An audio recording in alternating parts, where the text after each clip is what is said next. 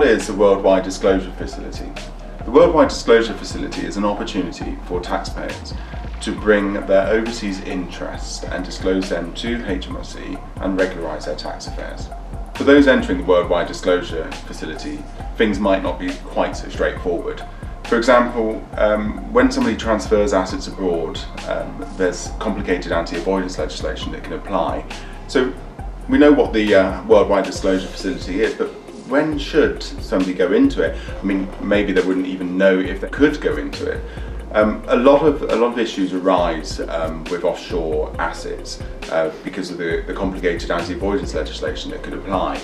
That legislation is often what advisors have relied on historically, what they call the grey area, to get a tax advantage. However, that grey area may not actually work with modern case law and principles, or the HMRC's current attacks, or the way that the courts are going against avoidance or tax planning. So a number of taxpayers could actually believe, whilst they are their affairs are legitimate, they may actually find that they are not, and they should actually enter into something like the Worldwide Disclosure Facility. So who can use the Worldwide Disclosure Facility?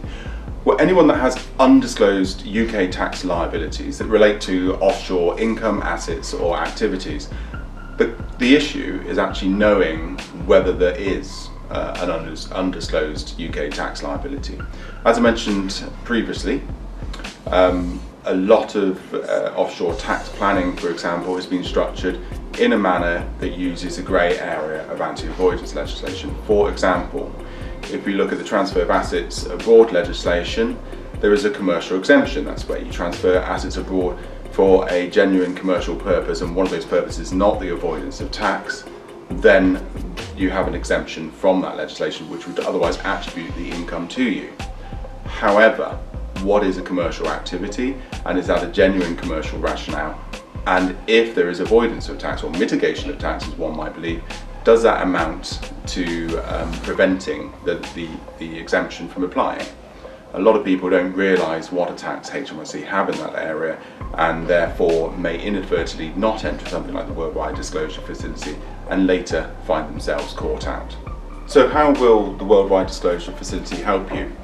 Well, the first thing to recognise is that it's an opportunity to put your position forward. I mentioned previously that the area of structuring offshore tax planning has been complicated in the grey area of the legislation.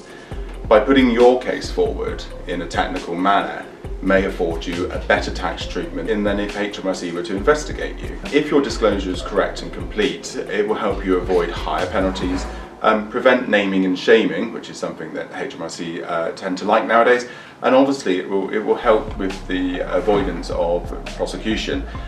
Whilst it's not got statutory effect yet, there is a new offshore criminal offence where there has been an omission in your tax returns in relation to offshore assets or asset moves, etc. And that offence is a strict offence. It doesn't require HMRC to prove intent to defraud. So where you have played, for example, in the grey area of legislation, and as a result not had something returned, put on your tax return, you could find yourself within the criminal offence and suffering up to 52 weeks imprisonment as well as fines. So how can you register for the Worldwide Disclosure Facility? Well, you can register online. It's quite simple. You go through HMRC's website. However, I think the question is more, should you be registering or should an advisor be doing it on your behalf? Bearing in mind that complicated anti-avoidance legislation can apply to structuring your tax affairs offshore, one would recommend that you use an independent, unconnected advisor, possibly to the one that you had in place to advise you on setting up the structure, to register you through the Worldwide Disclosure Facility, and also to help you with your disclosure and technical arguments that you present to HMRC in order to get the most favourable tax position you can.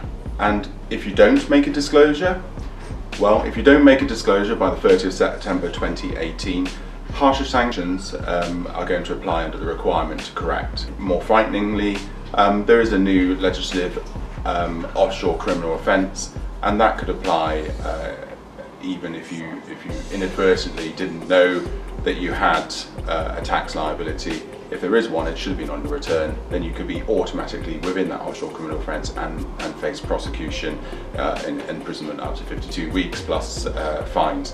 What we would recommend people to do if they've got overseas assets and interests is to get a specialist advisor who's familiar with the offshore environment to check whether you do have any exposure, know your risk, and therefore you'll be able to manage them.